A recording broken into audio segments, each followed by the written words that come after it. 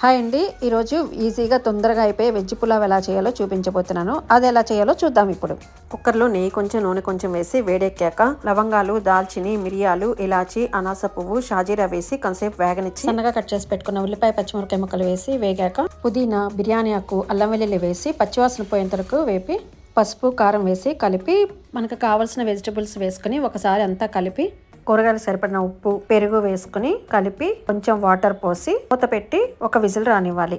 Whistle వచ్చాక మూత తీసి బియ్యానికి సరిపడా మిగిలిన ఎసరు పోసి రుచికి సరిపడా ఉప్పు వేసి కొంచెం నిమ్మరసం పిండి ఎసరు కొంచెం మరిగాక నానబెట్టి ఉంచుకున్న బియ్యాన్ని వేసుకుని పుదీనా, బిర్యానీ మసాలా వేసుకుని, నేను బిర్యానీ మసాలా వేయటం చూపించడం మర్చిపోయానండి. ఒకసారి అంతా కలిపి కుక్కర్ మూత పెట్టి ఒక విజిల్ రానిచ్చి 10 నిమిషాలు సిమ్లో ఉంచి స్టవ్ ఆఫ్ చేసుకోవాలి. పొడిలాడే వెజ్ పులావ్ రెడీ అయిపోయిందండి. చూసారా ఎంత పొడిగా వచ్చిందో. నా వీడియోస్ కనుక నచ్చినట్లయితే లైక్ చేయండి, షేర్ చేయండి, నా ఛానల్ సబ్స్క్రైబ్ చేసుకోండి. Thank you for watching from sweet tooth bakes.